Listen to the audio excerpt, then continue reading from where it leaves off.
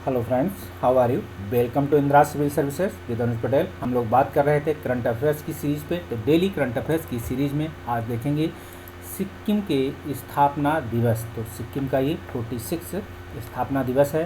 तो किसी राज्य का निर्माण, क्योंकि सिक्किम एक अपने आप में क्या था, पहले एक राज्य था। आप देखेंगे वहाँ के राजा ने यहाँ क्या हुआ, भारतीय लोकतंत्र में अपने राज्य को समावेश या इसमें मिलाने की प्रक्रिया के तहत आगे बढ़ाया। तो भारत में क्या हुआ, उसे अपने राज्य में पहले सह संस्थापक राज्य बना, फिर एक राज्य बना। तो आप देखेंगे सह राज्य, फिर एक जो है राज्य की स्थापना धीरे धीरे प्रक्रिया के तहत आप देख सकते हैं। इसी क्रम में चलिए सबसे पहले हम देख लेते हैं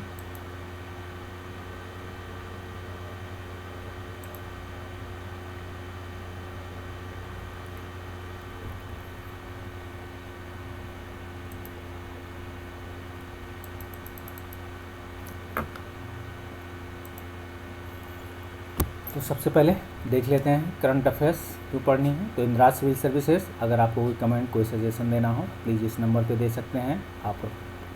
साथ ही आप जो भी करंट अफेयर्स देख रहे हैं 2001 लिखा हुआ है, ये 2021 होगा, ठीक है, इसे देख लें, सुधार लें।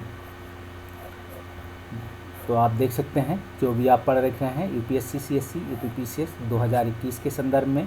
तो इस क्रम में जो करंट अफेयर्स आप देख रहे हैं 2021 में, तो प्री कम मेंस के हिसाब से यूपीपीसीएस के लिए, यूपीएससी के लिए, सीएससी प्री कम में, जहां प्री और मेंस की एक साथ साथ व्यवस्था है, आप इसे देख सकते हैं।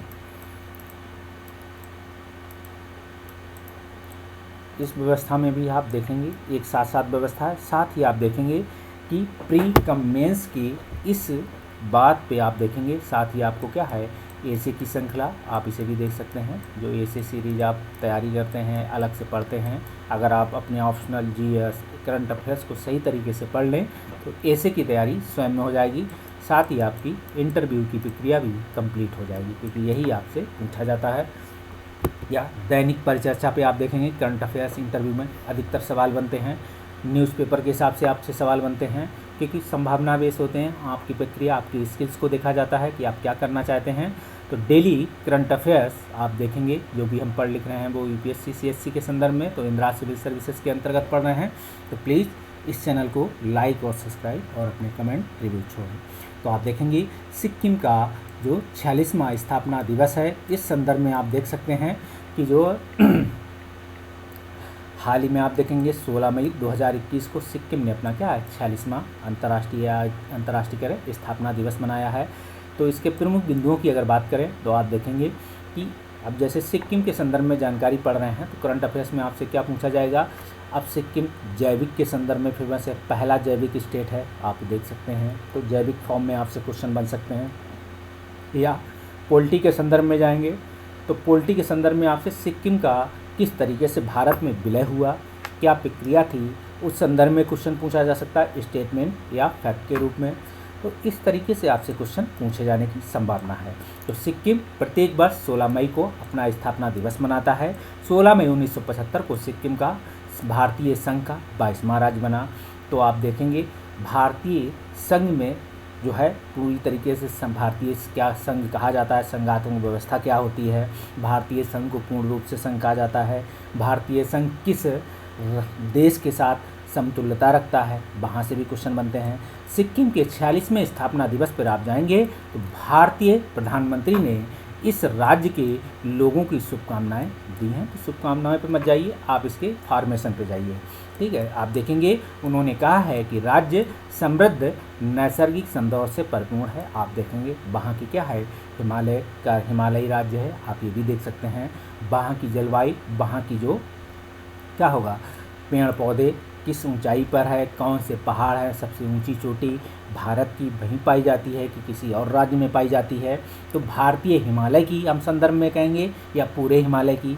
तो आप देख सकते हैं कंचनजंगा के संदर्भ में आपको लगे कि नहीं, K2 के संदर्भ में, तो K2 हिमालय का देखेंगे वेस्टर्न पार्ट है, ये कहीं ना कहीं क्या है पूर्वी हिमालय है, आप इसमें भी देख सकते हैं। तो जो केटू गाडविन ऑस्टिन बोला जाता है जिसे ऑस्टिन, तो उस संदर्भ में भी आप देख सकते हैं। तो सिक्किम ने जैविक खेती जैसे क्षेत्रों में उल्लेखनीय प्रगति की है, मगर राज्य भर के निरंतर विकास और राज्य के नागरिकों के अच्छे स्वास्थ्य है। तो आप देखेंगे कहीं ना कहीं सिक्किम क्या है, वहाँ के विकास में, वहाँ का टूरिज्म, तो वहाँ से क्वेश्चन आपसे बन सकते हैं। बाकी अन्य व्यवस्थाओं में आप देख सकते हैं। तो सिक्किम भारत में विलय कैसे होता है, 1947 में क्या भारत आज़ाद हुए, आप आज़ाद हो गए, ठीक है। लेकिन सिक्किम 1947 तक एक स्वतंत्र राष्ट्र था। आप ये भी देखेंगे, ऐसा क्वेश्चन पूछा जाए कि सिक्किम 1947 तक एक स्वतंत्र राष्ट्र था, तो क्वेश्चन आपसे यूपीएससी भी पूछ सकती है, पीसीएस भी पूछ सकता है, दोनों जगह पूछ सकती है। लेकिन तत्कालीन प्रधानमंत्री इंदिरा गांधी के समय घटना घटती है कि देश की खुफिया एजेंसी रा के प्रयासों के बाद 26 अप्रैल 1975 को सिक्किम भारत में विलय हुआ। तो आप देख सकते हैं कि ऐसी प्रक्रिया अपनाई गई क्योंकि चाइना से आपको सिक्किम को खतरा हुआ, तो भारत से क्या हुआ, भारत से मिला हुआ था और भारत से अच्छे उस समय संबंध थे, तो भारत में विलय की मंजूरी दे दी। 20 दिन बाद 16 मई 1975 को सिक्किम को भारत में 22वें राज्य का दर्जा दिया गया। तो आप देख सकते हैं जब दर्जा दिया जाता है, इसके साथ ही आप ये भी देखेंगे सिक्किम को, ये क्वेश्चन आपसे पीटी में पूछा जाए कि जो है भारत में 22वें राज्य के रूप में किसको है, तो सिक्किम, कई बार भी क्वेश्चन यहाँ से भी बना है। उल्लेखनीय है कि सिक्किम को 35वें संविधान संशोधन से शहर राज्य के रूप में भारत का भाग बनाया गया था। तो आप ये भी देखिए, वहीं 36वें संविधान से सिक्किम को पूर्ण राज्य का दर्जा दे दिया गया। तो 36वें संविधान का जो संशोधन होता है, जो संविधान संशोधन सिक्किम को, तो 35 के तहत आप देखेंगे कहीं ना कहीं क्या है, एक शहर राज्य का दर्जा दिया जाता है। शहर राज्य क्योंकि एक सिक्किम में क्या था, एक राष्ट्र था। अब राष्ट्र को किसी एक देश में लेने के लिए पहले एक प्रक्रिया है, तो उसे क्या है, पहले तो जल्दी थी कि सारी प्रक्रियाओं को लेना है, तो भारतीय संप्रभुता का अंग बना दिया गया, एक शहर राज्य के रूप में राष्ट्र था, क्योंकि चाइना से डर था कि कहीं ना कहीं ऐसा हो जाए। फिर इसके बाद उसे क्या है, धीरे से फिर आप देखेंगे 36 में पूर्ण राज्य का दर्जा प्राप्त होता है। अन्य आधार भी हैं, ठीक है, शहर राज्य के। और तो शहर राज्य बनने के क्या क्या आधार होते हैं, पूर्ण राज्य बनने के क्या क्या आधार होते हैं, यहाँ से भी क्वेश्चन बन सकता है। भारत के पूर्वोत्तर भाग में स्थित एक पर्वतीय राज्य है, हम सभी जानते हैं। दुनिया का पहला, ये भी देखते हैं, जैविक राज्य है। आपसे पीटी में क्वेश्चन पूछा जा सकता है। आपको लगेगा कि नहीं भारत का है, लेकिन ये दुनिया का पहला जैविक राज्य के संदर्भ में है। सिक्किम की राजधानी गंगटोक है, आपको जानकारी होनी चाहिए कभी घूमने जाएं तो। भौगोलिक रूप से देखें, सिक्किम राज्य के पश्चिम में नेपाल, उत्तर में क्या है, उत्तर पूर्व में तिब्बत, दक्षिण में पश्चिम बंगाल और दक्षिण पूर्व में आप जाएंगे तो क्या है, भूटान है। तो इन प्रक्रियाओं को देख सकते हैं। सिक्किम में जाएंगे तो सिक्किम भारत के सिलीगुड़ी कॉरिडोर से करीब स्थित है, तो ये भी देख सकते हैं।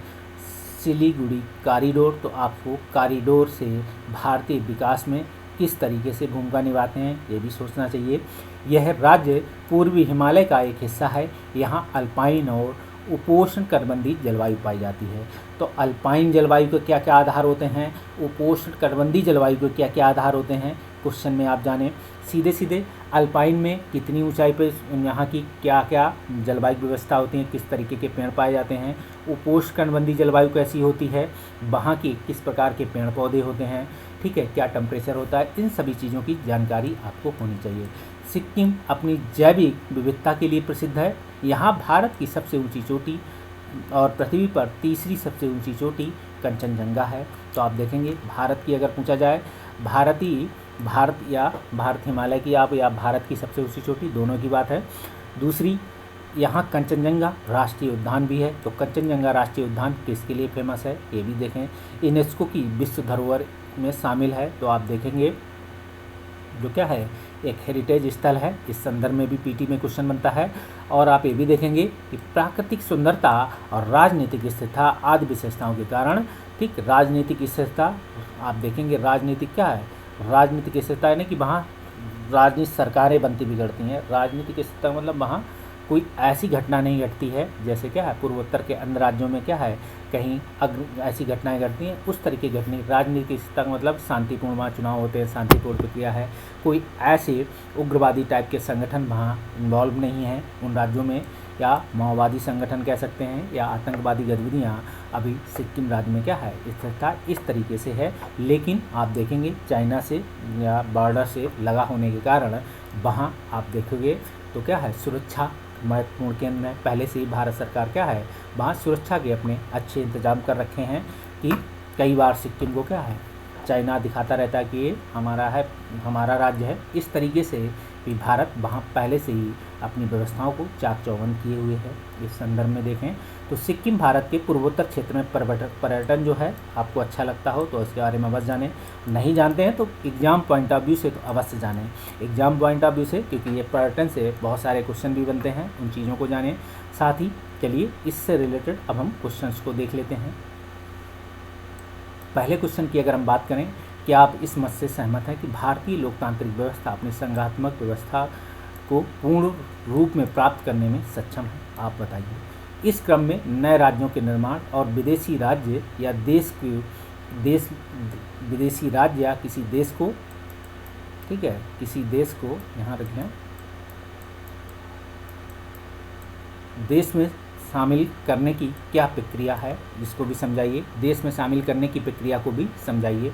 जैसे क्या है, विदेशी राज्य को जब भारत में शामिल किया जाता है तो पहले से क्या है, डायरेक्ट शामिल किया जा सकता है, कोई ऐसी प्रावधान है उन पर लिखिए, या सह राज्य का दर्जा देंगे, फिर उस पर क्या होगा, फिर उसको पूर्ण राज्य का दर्जा देंगे, आप ये भी देखेंगे। यह प्रक्रिया क्या भारतीय राज्य के निर्माण में भी सेम लागू है, पहले सह राज्य का दर्जा देंगे। जैसे देश की सीमाओं का अंदर से क्या है, जो राज्य हैं उन सीमाओं में से एक नए राज्यों में से राज्य का निर्माण, या 2 राज्यों 3 राज्यों में से एक राज्य का निर्माण अगर किया जाए तो क्या सह राज्य का दर्जा दिया जाना वहाँ उचित है। इन चीज़ों को भी समझें, जानें। भारतीय उपमहाद्वीप की जलवायु की विशेषताओं पर चर्चा करते हुए उत्तर पूर्वी राज्यों की भौगोलिक तथा जलवायु की विशेषताओं की प्रमुख क्या है, चर्चा कीजिए। विशेषताओं पर प्रमुख चर्चा कीजिए। ये 2 बार विशेषताएं लिखनी हैं तो एक हटा देते हैं, इस पे भी आप लिख सकते हैं। दूसरा क्वेश्चन है,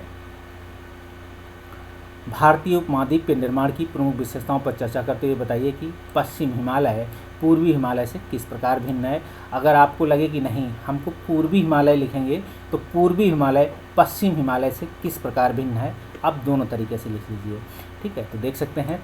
और अगले क्वेश्चन की ओर बात करें, क्या आप इस मत से सहमत हैं कि भारतीय उपमहाद्वीप में गलियारों का निर्माण तथा विकास उसकी जलवायु के आधार पर होता है? तो आप देखेंगे जो उपमहाद्वीप के जो गलियारे हैं उनका निर्माण तथा विकास उस जलवायु के निर्धारण, तो आप देखें किसी भी देश की जलवायु, किसी भी राज्य की जलवायु आप देख सकते हैं। या भारतीय उपमहाद्वीप में जैसे क्या है, सिलीगुड़ी गलियारा है एक, ऐसे भारत में बहुत सारे गलियारों का निर्माण किया गया है। ये निर्माण वहाँ की जलवायु या डेमोग्राफिक भौगोलिक विशेषताओं को आधार के ध्यान में रख के किया जाता है। आप जानने की, क्या आप इस मत से सहमत हैं? अगर नहीं है तो आप इस पर सर्च कर सकते हैं, हमारा क्वेश्चन आपसे इसी पे है।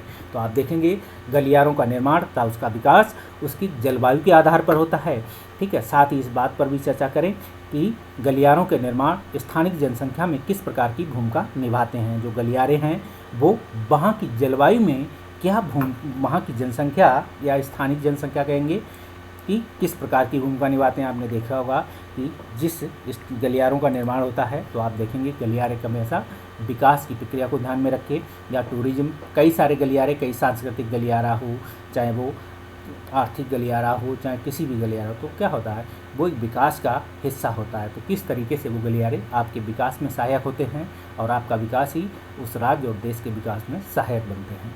इस तरीके से भी क्वेश्चन देख सकते हैं। तो आई होप आपको अच्छा लगा होगा। मिलते हैं अगले वीडियो में, तब तक के लिए बाय बाय।